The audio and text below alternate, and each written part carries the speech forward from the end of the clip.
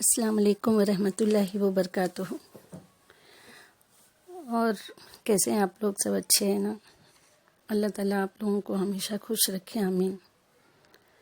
دیکھیے، آج میں جس ٹاپک پہ بات کرنے والی ہوں، بس میں اس کو ایک ہی لفظ میں بول سکتی ہوں کہ اللہ دیکھ رہا ہے۔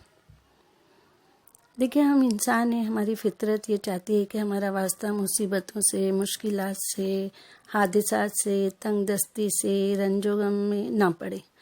ہم ہمیشہ خوشحال تندرست رہے، لیکن ضروری نہیں ہے نا کہ ایسی ساری نعمتیں ہمیشہ ایک جیسی رہیں۔ اس دنیا میں خوشی کے ساتھ غم، پریشانی، کبھی صحت مندی، کبھی بیماری لگی ہی رہتی ہے۔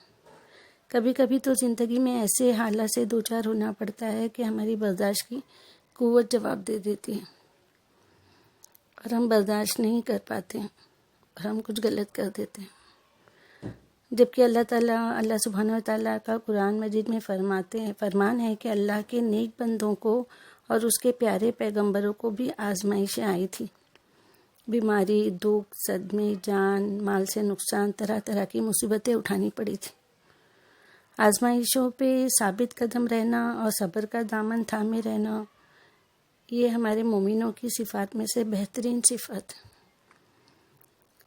ایسے وقت میں ہمیں کیا کرنا چاہیے، ہے نا؟ سوال یہ پیدا ہوتا ہے کہ ہمیں کیا کرنا چاہیے، کیونکہ یہ تو نارمل زندگی ہے، ہر کسی کے اوپر یہ مصیبتیں آتی ہیں۔ تو ہمیں ہر وقت، ہر دکھ پر، مشکل، پریشانی، آزمائش میں ہمیں یہ عقیدہ اور ایمان رکھنا چاہیے کہ اللہ تعالیٰ ہمیں دیکھ رہا ہے۔ ہماری برداشت، ہمارا صبر، ہمارا ایمان، یہ سب اللہ تعالیٰ جانتا ہے۔ وہ تو بذات صدور ہے نا، بذات صدور یعنی دلوں کی باتوں کو جاننے والا۔ ہمارے دل میں کیا سوچ رہے ہیں، جب تک ہم اپنی ایکشن میں بھی نہیں لاتے، تب بھی اللہ تعالیٰ جان لیتا ہے کہ ہمارے دل میں کیا ہے۔ اللہ تعالیٰ نے قرآن پاک میں کتنی جگہ پہ ہمیں تسلی دی ہے، کتنی جگہوں پہ ہمیں تسلی دی ہے کہ اللہ تعالیٰ کتنی محبت سے ہمیں قرآن میں کہتا ہے کہ اے میرے بندو، میری رحمت سے مایوس مت ہونا۔ کتنے پیار سے اللہ تعالیٰ فرماتے نا کہ اے میرے بندو، میری رحمت سے مایوس نہیں ہونا۔ سورہ بقرہ میں آیت نمبر 86 میں اللہ تعالیٰ آپ صلی اللہ علیہ وسلم سے فرماتے ہیں کہ اے نبی، میرے بندے اگر میرے متعلق پوچھے تو انہیں بتا دو کہ میں ان کے قریب ہی ہوں۔ پکارنے والا جب مجھے پکارتا ہے تو میں اس کی پکار سنتا ہوں اور اس کا جواب دیتا ہوں۔ وہ الگ بات ہے کہ ہمیں اللہ کا جواب سنا ہی نہیں دیتا، ہے نا؟ ہم جو دعا مانگتے ہیں اس میں اللہ تعالیٰ ہماری جواب میں ہمیں کتنے پیار سے دیکھ رہا ہے، ہمیں کتنی محبت سے دیکھ رہا ہے، وہ ہم نہیں جانتے نا۔ اللہ تعالیٰ ایک لمحے کا بھی وقت نہیں دے رہا ہے، ڈائریکٹ کہہ رہا ہے کہ میں ان کے قریب ہوں، ان کی پکار سنتا ہوں۔ دیکھیں، ہم اگر کوئی ہمیں آ کے کچھ بولتا ہے تو ہم اس کو میسج دیتے ہیں نا، جاؤ ان سے کہو، وہ ہمارے پاس آئے گا اور وہ کہے گا۔ وہ بات ہمارے پاس پہنچنے کے لیے کچھ وقت تو لے گی، لیکن اللہ تعالیٰ قرآن پاک میں فرما رہا ہے کہ اے نبی، میرے بندے اگر میرے متعلق پوچھے تو انہیں بتا دو کہ میں ان کے قریب ہی ہوں۔ مطلب اللہ تعالیٰ ہمارے قریب ہی ہے، اور اللہ رب العالمین ایسا ہے کہ اسے ہمارے گناہ، نیکیاں، اچھائیاں، برائیاں، اسے کچھ چھپی نہیں ہے۔ کہتے ہیں نا کہ اندھیری رات میں کالے پہاڑ کی کالی چٹان کے نیچے چھپی ہوئی اس کی جو مخلوق ہے، جو بھی ذرات ہے، جو بھی کیڑے مکوڑے ہیں، اس کے علم میں ہے۔ وہ سب جانتا ہے، وہ سب دیکھتا ہے، اور اب بھی ہمیں دیکھ رہا ہے۔ یہ ہمارا عقیدہ ہونا چاہیے، اور ہماری نیت ایک دم خالص ہونا چاہیے۔ لیکن ہم میں سے کتنے لوگ اس میں کھرے اترتے ہیں؟ ہم باتیں تو کر لیتے ہیں، لیکن پریشانی میں کوئی ہمیں دکھی کرتا ہے، یا ہمیں تکلیف پہنچتی ہے، یا ہمیں کوئی بیماری آ جاتی ہے، ہمارے گھر میں کسی کی موت ہو جاتی ہے، تو ہمارا ایمان ڈگمگا جاتا ہے۔ ایمان تو دیکھو، ہمیں سیکھنا چاہیے ہمارے پیغمبروں سے۔ ابراہیم علیہ السلام، جن کو نمرود نے دہکی ہوئی آگ میں ڈال رہا تھا، دہکی ہوئی آگ میں ڈال رہا تھا، اور یہ حال دیکھ کر فرشتے اللہ کی بارگاہ میں سجدے میں آ گئے اور کہا، یا رب، تیرے خلیل کو کافروں نے آگ میں ڈالا ہے۔ اللہ تعالیٰ دیکھ رہا تھا نا۔ خلیل کا مطلب جانتے ہو آپ لوگ؟ خلیل کا مطلب ہے دوست، اور اللہ تعالیٰ نے حضرت ابراہیم علیہ السلام کو خلیل اللہ کا لقب دیا تھا، مطلب اللہ کا دوست۔ اللہ تعالیٰ نے جس کو دوست بنایا تو کیا وہ اس کی مدد نہیں کر سکتا تھا؟ لیکن وہ دیکھنا چاہتا تھا نا کہ اس کا ایمان کتنا مضبوط ہے۔ جبرائیل علیہ السلام 70,000 فرشتوں کے ساتھ حضرت ابراہیم علیہ السلام کے پاس پہنچے اور کہا کہ آپ چاہیں تو میں ایک پر آگ پر ماروں تو دریائے محیط میں ڈال دوں، مطلب آپ کی آگ کو بجھا دوں سمندر سے۔ تو ابراہیم علیہ السلام نے انہیں منع کیا۔ انہوں نے کہا کہ میری حاجت اس سے ہے جس کا سارا علم محتاج، میں صرف اسی وقت مانوں گا جب اللہ میری مدد کرے گا۔ اور اسی وقت غیب سے آواز آئی، اے آگ ٹھنڈی ہو جا۔ دیکھیے اللہ تعالیٰ، ہمارا ایمان کتنا کمزور ہے نا۔ اے آگ ٹھنڈی ہو جا، سلامتی ہو ابراہیم علیہ السلام پر۔ اور ابراہیم علیہ السلام کو آگ میں ڈالا گیا، اس میں سے ایک چشمہ جاری کیا گیا اور آگ ٹھنڈی ہو گئی۔ جس رسی سے باندھ کر انہیں آگ میں ڈالا گیا تھا نا، وہ جل گئی، لیکن حضرت ابراہیم علیہ السلام کو اللہ کے فضل و کرم سے آگ کا صدمہ تک نہیں پہنچا۔ سبحان اللہ، سبحان اللہ۔ ایسا ایمان مضبوط ہمارا بھی ہونا چاہیے۔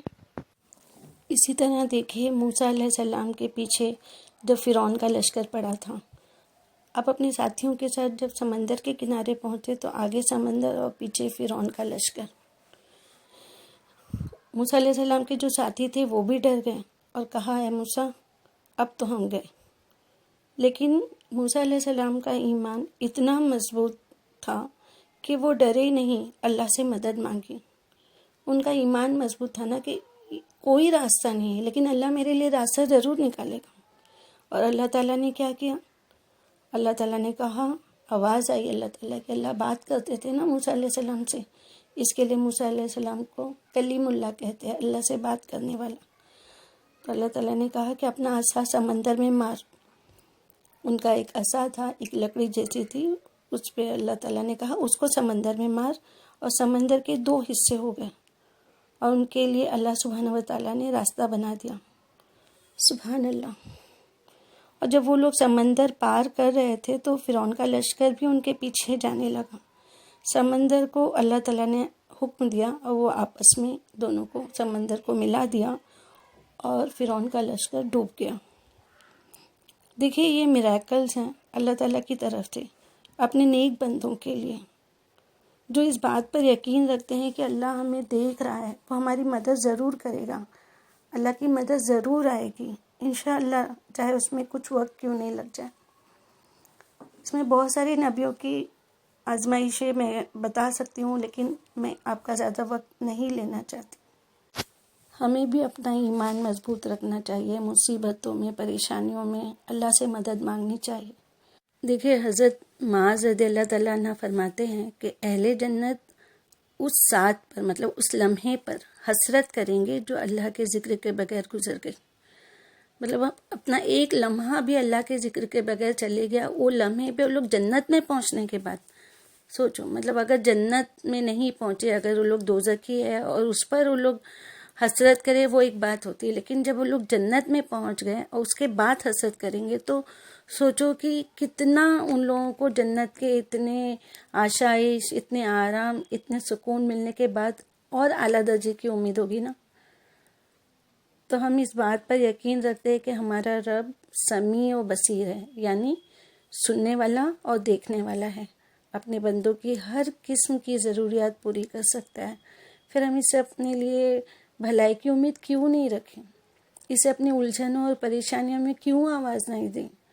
اس کے در کا سوالی بنے رہنے میں ہی ہماری عزت اور توقیر ہے نا۔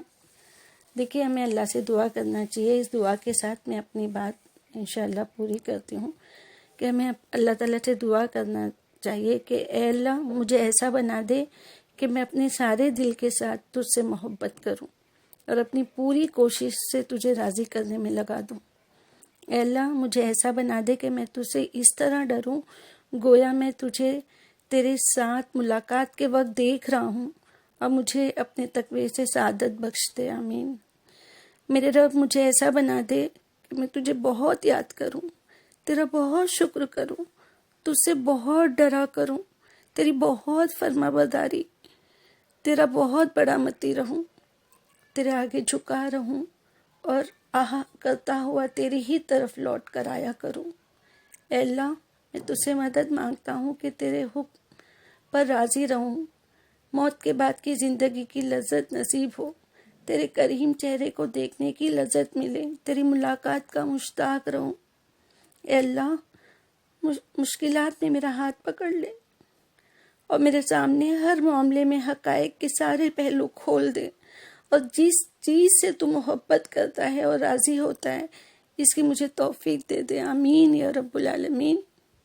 اللہ تعالیٰ تو ہمیں دیکھ رہا ہے، اللہ تعالیٰ تو ہمیں سن رہا ہے، اللہ تعالیٰ تو ہمارے سارے گناہوں کو معاف فرما دے، اللہ تعالیٰ تو ہمارے سارے دلوں کی جو نیک تمنا ہے وہ پوری کر دے، اللہ تعالیٰ ہمارے سارے مسائل تیرے سامنے ہیں، اللہ تعالیٰ وہ سارے مسئلوں کو حل کر کے اللہ تعالیٰ ہمارے لیے زندگی آسان کر دے، تیری عبادت کرنے والا بنا دے، تیرے پیارے بندوں میں ہمیں شامل کر دے، آمین یا رب العالمین۔